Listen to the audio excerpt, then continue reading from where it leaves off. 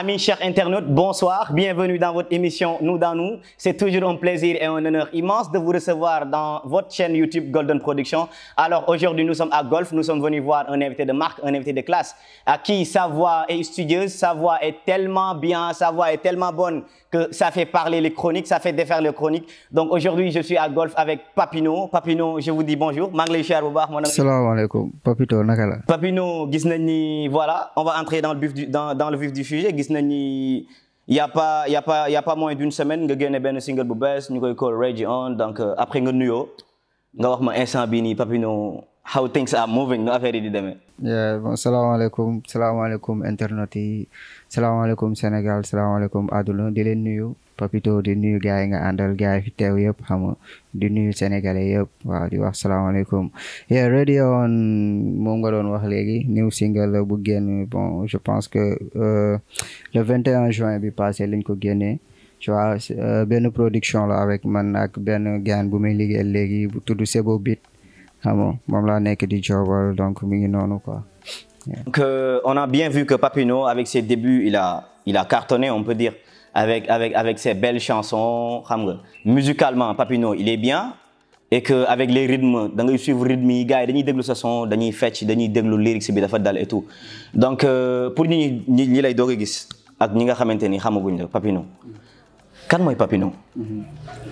Papino c'est un jeune artiste sénégalais sama vrai nom mu ngi nekk Zakaria Kouaté juddu ci famille boo xamante ni sama papa musicien la membre orchestre Baobab Mountaga Kouaté tu vois donc ñu bëri xam nañ ko et bon mun naa ne peut-être que foofu la xaal bi jógee xam nga ak influence bi foofu la jógee ma nekk boy bëgg musique you know xam nga yàgg ci nekk quoi yàgg nekk xale di gis ay instruments sama gàlle di ci fo ba benn moment bon vers 2010 bon ma ne voilà que je vais faire la musique si la demee école nationale des arts commencé jàng base yi pour xam lan mooy musique xam nga lan laa bëgg lan pour mun ko comprendre quoi en fait après si la tasanteeg benn groupe bi ñuy wax Wasila ma doon dem foofu di jouer ay instruments des fois mu jouer ak ay artistes des fois ñu génne ma dem jouer tu vois donc après ma formé benn petit groupe xam nga commencé di jouer si restaurant ak affaire yooyu pour jàng un peu quoi pour def un peu pratique quoi xam nga jàng ko bon après noonu si la commencé nag sama carrière solo def benn sound bon sama first sound mi ngi tudd Run après Run si laa def bul ñëwaat mais bul ñëwaat leen def vidéo mais gars yi ñu ngi ma gën a découvrir nag si Papy Nice bi quoi bon mun naa ne bon loolu moo xaw a nekk sama parcours quoi pour ko expliquer. donc Papino bu ñu déggee bu baax que 2010 nga dugg nga soobu ci musique c'est-à-dire dem école nationale des arts commencé nekk ci affaire yi mais comme tu le dis tu es né dans une famille de musiciens sa papa comme ni nga ko waxee dafa bokkoon orchestre Baobab fa la nekkoon donc yow mën nañ ni musique bi da nga mel ni ku judd ci musique da nga judd ci musique en quelque sorte. voilà mais c'est ça dama judd ci musique parce que. sama oncle yi sama famille dañ ma koy wax ne ma man bu mu juddoo sama jour ngénte dañ ma teg ci kaw batterie jouer batterie bi xam nga donc kon dama si juddu quoi donc loolu moom amul sikki ni dama si juddu voilà léegi après àdduna di dem léegi nag mu nekk bëgg-bëgg waaw man tamit yëg naa te xam naa ne yàlla moo ko def ci man xam nga nit ku si nekk da ngay xam sa bopp xam yow lan la yàlla def si yow lan nga bëgg suivre donc loolu bu ma ko chercher si man loolu laa si gis quoi. après man tamit donc ma topp loolu noonu quoi. noonu la demee. et que depuis 2010 comme tu le dis ce premier single nekk Run. donc Run man j'ai eu à l'écouter déglu naa ko à l'aide de ki nga xamante ni moom moo tax sax xam naa li émission bi li tax mu am lu ci bari def ci dox et que mooy Bennoorey ni yes billahi donc ce premier single nan nga ko dundee Papino. waaw bon nice parce que. musuñu woon dugg studio. ñu dégg studio musuñu woon dugg studio. donc bu ñu duggee studio def benn affaire franchement affaire bi génn gars yi bëgg ko sama koñ xam nga parce que lépp loo gis si benn lay commencé. te boo gis si benn lay commencé. temps maa ngi nekk Padois donc koñ bi la commencé en fait fa la nit ñi commencé sound bi nice na bëggoon ko tout le temps des fois ma gis gars yi def ko sonnerie téléphone xam nga après ma gis ampleur bi muy dem donc mu nice xam nga mu naay si man donc loolu daf ma gën a yokk courage ma continuer donc ren maa ngi ko defee si Pipa Flow ren ak bul ñëwaat bi yëpp maa ngi ko defee si Pipa Flow xam nga foofu maa ngi koy nuyu tamit bu baax donc bul ñëwaat comme tu l'as si bien dit bul ñëwaat jot nañ ko déglu jot nañ gis lyrics bi dafa xóot genre da nga dóob man affaire bi dafa ne ba un moment donné je me dis que voilà gain bi inspiration bi fan lay jógee bul ñëwaat bi gis nañ ko gis ni bon premier clip vidéo bi nga def et ko gis clip vidéo xam investissement bi ci am xam nga tous les moyens que yi mu laaj pour nga def ko ci pour nga matale ko et tout donc après réussite du run bi nga demaat ci bul ñëwaat bi après comment ça s'est passé c'est-à-dire run bi def ak réussite bu yéeme def une réussite boo xamante ni nii ñëpp xam nañ ni mu toll parce que ci la ñëpp commencé découvrir Papino mooy kan Papino c'est qui xam nga commencé xam Papino ak rasa yi ni mu demee woon noonu parce que je vois que là rasa yi dañ na ni mais toujours c'est le même qui est là avec sa voix toujours voilà mu ngi noonu donc bul ñëwaat bi genre nan nga dundee bul ñëwaat bi ak clip bi ni ñu gisee ni woykat buy doogay ñëw après clip dañuy xam ni dafay metti lim ci war a def yëpp xam nga les moyens qu'il faut comment ça s'est passé waaw bon bul ñëwaat bi déjà comme côté musical lu ma dund la xam nga histoire bu ma dund la te story la bu ma amoon envie raconter en fait parce que moment yooyu noonu man dama ko doon dund sama manager Barhama ñu doon dund dama doon gis ay gars yu bëri yoo xamante ni dañ doon dund loolu quoi donc boo dégloo son bi di nga xam fu may waxee quoi tu vois donc et comme que musicalement tamit bu ñëwaat c'était plus commercial xam nga bon moo gënoon neex a jaay xam nga moo gënoon neex a fëlee donc loolu moo tax ñu bëggoon def bu ñëwaat vidéo bi léegi lu ñu permettre ñu def vidéo bi dëgg la bul ñëwaat bi lu ñu investir si bul ñëwaat bi ba léegi ak yeneen clip yi si topp sax defuñu ko si xam nga mais bon yàlla dafa def ñu am chance liggéey benn spot bi dem proposer ko benn société de la place ñu xool affaire bi mu intéressé lañ ci wax léegi après comme ça noonu lañ joobee spot bi ñu am ci revenu jël revenu boobu këppaat ko ci clip bi moo tax boo seetloo clip bi amoon na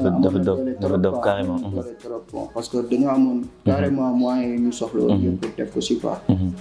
et que comme ni nga ko waxee tey lii moom exclusivité la nga ne ma que da nga dund bul ñëwaat bi da nga ko dund parce que bul ñëwaat bi buñ ko dégloo bu baax gis scénario bi et tout xam nga benn xale bu jigéen nga nobanteel ngeen nekk après booy bi commencé jaay prek affaire yooyu noonu quoi donc est-ce que doo ñëwaat ci loolu noonu parce que la plupart des artistes rappeurs ñoom d'habitude seen ay déceptions amoureuses ils n'en viennent pas ils n'en parlent pas ñoom dañuy ñëw xam nga parce que am nañ buzz bi siiw nañ nii donc ils n'ont pas de problème pour ça donc Papino yow nga ne yow ak sa manager Barham que je salue au passage moom tamit jàpp na ci job bi bu baax a baax Barham maa ngi koy shout-out bu baax a baax léegi Papino histoire boobu noonu ak ndaw si saa nday si nu mu demee Papino waaw bon comme nu ma ko expliquer si sound bi rek xam nga fii nii ñu bëri foogoon nañu tey sa first love moom mooy doon sa jabar carrément bu si biir xam ni carrément que du woon loolu nekkul sax ni que genre nekkul lu méchant quoi mais live la léegi nag c'était si man dafa intéressant woon expliquer histoire bi parce que si côté décision bu ma jël parce que tout le temps dama doon gis bon li ma doon gën a dégg mooy revient xam nga ñëwaatal baal ma affaire yooyu mais ñun dañ ne bul ñëwaat xam nga ñëwaat quoi parce que xam nga love dafa doon lu sérieux xam nga lu sacré aussi dafa doon lu sacré quoi donc boo bëggee dëgg man pour man nit boo ko bëggee dëgg doo ko gaañ tu vois wala même bu koy gaañ bu sévère quoi mais show la boo xamante ni ñu ngi doon dund ñu ngi am ay relation yu bien nag léegi parce que loolu yàgg na quoi mais ñu ngi doon dund di dund lu nice si dund lu neex mais soo ko dugg si love xam nga nice quoi c'est soo koy xool monde amour bi nii léegi ñu dem après affaire yi commencé changer xam nga gis ni kii mu ngi changer leneen mu ngi am quoi tu vois mais oustaz mu fa demee nii tu vois léegi après histoire boobu noonu dama toog xalaat si quoi mu nekkoon lu funny loo xamante ni bëggoon naa ko raconter bëggoon naa ko expliquer quoi tu vois donc loolu moo indi pour ñaar loolu moo taxoon ma raconter histoire bi ñu bëri nag après dañ doon bon xawoon na am tuuti kii parce que ñu bëri comprendre ñu woon bu baax mais defuma ko woon pour gagner en fait defuma ko woon pour clash wala pour dara mais dama ko defoon juste pour raconter histoire te on dit que la musique est encore plus frappante et plus tenante quand elle sort directement du cœur donc gis nañu yow lyrisme personnel nga doon def en quelque sorte voilà noonu la demee léegi après clip bul ñëwaat bi gis nañu voilà am na ay projets yoo nekkaatoon am na ay affaires yoo nekkoon mais dañu gis que am na benn son boo xamante ni Papino nga mu ànd clip et que son bi dafa dope dafa dal comme je le dis tout le temps parce que nit ku nekk vidéo bi lay taal mën nga ko bañ a xam mais vidéo boobu mën nañ ni bokk na ci vidéo yi nga xamante ne nii peut-être ñu bari découvrir guñ ko ñu bari xamaguñ ko mais vidéo bi dafa grave vidéo bu grave la muy Papi Nice et sur Papi Nice man sax je me vois en Papi Nice parce que c'est Papito du coup toogoon doon woy sound bi xam nga di ko snap et tout daf doon nice et tout donc Papi Nice bi Papino nan nga ci duggee ak inspiration Papi Nice bi parce que on voit que voilà lyricalement c'était bien et que en matière de production aussi c'était très nice ki nekkoon ci production bi nice woon na affaire dafa nice woon c'était très joli donc Papino si tu dois revenir ci Papi Nice bi expliquer ñu maanaam Papi Nice bi Papino fi mu commencé ak ba fi mu dem ak fi mu la jëlee ak fi mu la yóbbu quoi impact bi boo ko doon mesurer comment ça va se passer. ok donc Papi Nice moom musicalement mun naa ne si Boul Niar bi la juddoo. musicalement parce que Boul Niar bi bu ñuy def vidéo bi. si lañ xamante un grand producteur un grand homme. ñu nuyoo bu baax parce que dafa jàpp si sama carrière. fu mu fekk Papino ak fu mu yóbbu Papino mi Maaw Sidibé. Maaw koy nuyoo bu baax. xam nga donc Boul Niar bi lañ xamante. et bu ñu xamantee Boul Niar ñu def benn featuring commencé liggéey moom moo def Papi Nice ak moom laa liggéeyal Papi Nice. moom moo def son Papi Nice. léegi pour histoire Papi Nice réponse la woon parce que. Boul Niar ba mu génnee daf ma toog lu yàgg kenn déggatuma woon tu vois léegi tout le temps dama doon tesanteeg ay nit booy xanaa ngay foo booy xanaa da nga musique pour show yi lan moo xew quoi lan moo tax déggatuñ la xam nga lan moo tax ba léegi Papino déggatuñu sa beneen sound te pourtant da nga génn mooy lu ma la wax Boul Niar bi dafa génn def am lu mu def quoi tu vois ñu ngi yaakaaroon quoi tu vois léegi ñu toog lu yàgg gisuñu ma donc se poser la question même si Facebook bi ak yooyu noonu des fois dama doon toog ay nit ñi nga xamante ni xaw ma leen woon nii ci kanam mais dañu doon laaj question boobu quoi léegi ma toog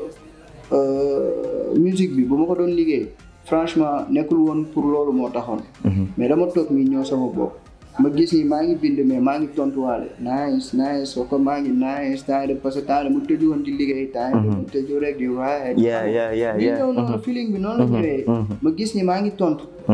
après ma commencé leen bul war yes bi laay dina fly ku ko yaakaar nga xam ni yes bi laay dina fly carrément ku la laaj ani papi waxu mu ngi nice yes ko yàlla la nag moo nar a tudd suñu time xam nga dañuy mbébét rek yoo ko gën a track lépp loo gis dafa am time xam nga yàlla day tudd xam nga yàlla bind na ba pare quoi bind na ba pare teg dañ naan yoonu tekki amul raccourci carrément xam nga dafa am fi ngay jaar ba jot loolu ci donc Papi Nice bi loolu moo taxoon te dama ko woy tamit ak xol tu vois dama ko woy tamit pour gars yi tamit li nga xamante ni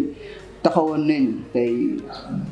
Papino dafa juddu rek musicalement Papino dafa juddu musicalement rek ñu ñëw commencé si apporter xam nga commencé kii ci indi seen doole indi seen lépp ci affaire bi donc pour ñoom la woon peut-être xam naa loolu moo ko may nag impact bu mu amoon nag et tout donc si j'ai bien entendu mooy que Boul Niar bi mu génnee après da nga def benn stand-by genre on t'a perdu des radars xam nga kenn gisatu la fekk boobu noonu yaa ngi job yaa ngi jéem a préparer gars yi te après bi mu ñëwee loolu tamit dañ koy xaar ci Papino xam nga loolu tamit pour gars yi mu bañ leen kii parce que man damay toll ay période yoo xamante ni franchement damay bëgg di tëju liggéey xam nga parce que pour man loolu dafa am solo xam nga loolu ay yeneen niw affaire yi ñëw la ay yeneen niw liggéey yi ñëw la donc il faut nga tëju ressourcé wu donc man des fois day baax damay jékki-jékki tëju di liggéey ba loolu sotti après mu génn quoi c'est que on voit bien que Papino même bu tëjoo ak lu mu yàgg quand il ressort de ses trous xam nga il donne quelque chose boo xamante ni les fans sont bien servis te dañuy gis ni yow comme ni nga ko waxee sànq ci Papi Nice bi affaire bi boo koy déglu c'est comme si un dialogue comme si benn discussion nga am xam nga di ko wax te son bi man li ma ci gën a marqué mooy clip bi vidéo bi c'est très naturel quoi donc t'as pas cherché à avoir une affaire yu extraordinaire yooyu kii da nga simple affaire bi et tout. même gars yi ma doon poser question bi ñoo nekk ci clip bi en fait. xoolal gis nga carrément. dafa naturel quoi même gars yooyu noonu parce que dama ko def clip bi déjà sama koñ laa ko defee. xam nga gars yi ak waa One For Yes bi laay. gars yi fekk temps yi ñoom ñu defoon benn groupe def benn fans club affaire yooyu noonu quoi comme lu ma lay wax sànq rek yàlla daf ma teel a may loolu quoi nit ñi bëgg ma xam di def ay affaire pour support quoi te nekkul lu yomb waaw c'est pas quelque chose de facile moo tax c'était naturel donc dëgg bi non vie la quoi clip bi on voit que c'est une vie affaire yooyu noonu quoi après sànq tout à l'heure tu avais dit que voilà t'étais avec Mao que l'on salue de passage parce que moom it xam nañ ni ténor la ci musique bi fi mu toll il fait kilifa gi moom il fait un grand travail et que nous saluons de passage ci job bu nice bi muy def donc gis nañ ni Mao nga nekkaloon et su ma la déggee bu baax dafay mel ni la woon dafa woon ni quoi genre si je t'entends bien c'est comme si nekkatoo ak Mao donc sa relation ak Mao fan la commencé ak lan moo sabab le fait que voilà vous travaillez plus ensemble. Bon maa la koy expliquer ça mu ngi juddoo si Bougnan bi daf ma doon defaral benn vidéo tu vois après vidéo bi c'était tellement cool mu am benn feeling bu nice bu am suñu diggante si leen defee benn featuring ñu Get Down On It yeah si leen def benn featuring après bon si la ma proposé ñu liggéey ensemble tu vois ñu liggéey nice bon jotewuñu dara amuñu benn problème ba léegi sama sound bii nii moo ko naroon mixé mais dafa xaw a xat moo tax am barki démb rek dañuy wax ñu ngi si ay projet ñu ngi bon liggéeyatuñu en tant que production parce que am naa beneen producteur léegi nii mais ñu ngi liggéey ci beneen fànn lu mu bon c'est un grand frère c'est un conseiller et tout voilà léegi lu indi rupture bi mooy que ni problème de timing la moom il est trop occupé tu vois te man tamit damay soxla benn moment boo xamante ni tamit damay soxla di produire xam génni tu vois donc loolu la donc professionnel c'est professionnel quoi tu vois donc day ne am fenn foo xamante ni boo leen xawul déggoo ci liggéey rek après liggéey bi day am day am fu muy taxaw sax am na beneen relation humaine bu ñu am ak moom ngay continuer mais léegi maa ngi ci maa ngi liggéey ak Sebo Beats Sebo Beats. Donc, si vous venez de nous rejoindre, vous êtes dans votre émission Nous dans Nous, présentée par le Golden Boy des animateurs Papito. Aujourd'hui, comme je vous l'avais dit tantôt, nous sommes à Golf avec Papino. Donc, Papino, sànq ñu ngi doon waxtaan ci Mao ba nga expliquer ñu nu mu demee affaire yooyu noonu et que manque de timing moo tax affaire yi mënul kii parce que dañuy wax des fois ci musiciens yi que voilà bu fekkee ki lay produire moom tamit musicien la comme yow des fois contrainte de temps day am ci yéen ñaar mais ñun dañ doon am ay écho di dégg na Papino jusque instant bi mënatul nekk ci ginnaaw Mao parce que voilà léegi mboote bi màgg na quoi il faut mu doon kuy xam nga nekk ber yëfi boppam donc yow qu'est-ce que t'en dis parce que ñun loolu lañ doon dégg affaire yooyu noonu. bon man loolu bon peut-être ay xaw ma mboote bi màgg na affaire yooyu noonu bon loolu peut-être waxu mbedd la quoi tu vois war naa war a mun a nekk ci ginnaawam di liggéey ba léegi quoi donc pour répondre à ça quoi tu vois donc c'est pas ça du loolu mooy problème bi xam nga problème bi juste problème de timing la rek xam nga problème de timing la moom day xat man may xat xam nga loolu la rek bon loolu la rek mais ba léegi ñu ngi moom maa la koy wax sànq ñu ngi sekk ay relation yu bien tu vois am na ay yeneen liggéey yoo xamante ni sax ñu ngi koy def te du nekkul ci musique. donc c'est ça. donc ñoo ko déggandoo yéen ñu ko doon laajte Papino je pense que il vous a bien répondu wax na leen ni affaire yi demee moom diggante ak moom Mao. donc Papino comme ni nga ko annoncé tout à l'heure quoi que am na benn sound bu génn le 21 juin passé Radio On ñu gis ni sound bi xam nga mbëggeel la gën a nekk parce que tu parlais à une fille on dirait Babor de ki newoon ci bul ñëwaat. si Radio On c'est vrai sound love sound la non du même boy bi kii keneen la mais en fait Radio On lu ma gën a inspiré mooy sama manager Barham xam ak copinam xam nga ñooñu en fait ñoo indi déclic kii bi quoi ñoo indi déclicu Radio On bi inspiration bi si ñoom laa ko jëlee mais bu ma defee sound bi ba pare après dama gis balaa muy génn dama gis ne nekke sound bi am na ku ma doon waxal quoi xam nga sound bi nekke am na ku ma doon gis naa ko moom quoi en personne gis naa ko moom sound bi quoi mais loolu nañ ci ñëw dañ koy nëbb loolu. donc Papino comme tu l'as si bien dit que Radion da nga ko def ba pare xam ne am na ku muy waxal bien vrai que au début manager Barham ak sa copine ñoom ñoo ko moom léegi Papino c'est quoi la relation de Papino et les autres artistes ak quels sont les projets d'avenir les perspectives d'avenir yi nga xamante ni nii moom moo ne suñu kanam te bientôt dañ ciy gis Papino. bon relation yi ma am ak yeneen artistes yi donc bëriwul trop ay artistes yu ma xam tu vois bëriwul trop ay artistes yu ma am comme booy fële nii artistes yi ngay gisee ak affaire yooyu xam naa yan artistes yi nga may laaj quoi donc bëriwul ñu ma ci xam mais quand même maa ngi dox ay jéego pour ñu xamante parce que musique bi ñun ñëpp ñoo ci nekk donc on peut faire des featuring mun na leneen ak leneen mun na am quoi donc en tout cas man ubbeeku naa pour ñoom tu vois ku ma gis tamit ku ma war a xamante dinaa xamante ak moom quoi donc projet yi mooy right now fu mu toll nii ñu ngi pare benn EP xam nga benn EP boo xamante ne ñu ngi ciy liggéey tu vois et même avant EP bi commencé nañ ko sax liggéey commencé nañ enregistrer commencé nañ composer loolu yëpp waaw mais balaa EP bi tamit gars yi dinañ am ay quelques affaires yu génn affaire yooyu noonu quoi yàggatu vraiment. donc Papino on voit que la émission bi mu ngi waaj a jeex parce que li ñu bëgg ci émission bi yëpp mënu ci am parce que li duuf ci nag bi mënul xaj ci cin li donc voilà léegi sa dernier mot Papino lan lay doon. bon sama dernier mot mooy di leen remercier ah di sant yàlla di wax alhamdulilah di remercier képp kuy jàppale Papino parce que Papino peut-être artiste bi la ñuy gis nii waaye am na benn staff bu nekk ci ginnaaw bi liggéey à l'ombre xam nga gars yi duñ leen gis mais ñoom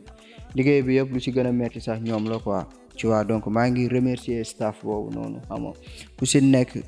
su ma nee Yes Bilay rek ñoom yëg nañ ci seen bopp parce que Papino peut-être Papino la mais Yes Bilay lu ñu bokk la tu vois xam nga donc maa ngi remercier staff Yes Bilay bi yëpp tu vois di remercier sama famille tu vois di remercier sama famille di remercier tamit ñi nga xamante ni ñu ngi déglu Papino ñu ngi bégee Papino xam nga ñoom ñooy fighting pour Papino ñooñu tamit maa ngi leen di bégee di remercier àdduna bi yëpp xam nga di remercier ñëpp ñu si jàpp gars yi yëpp parce que ñëpp ñu ngi siy jàpp quoi man moom nitu nit ñi laa quoi tu vois man ma gars yi ñoo far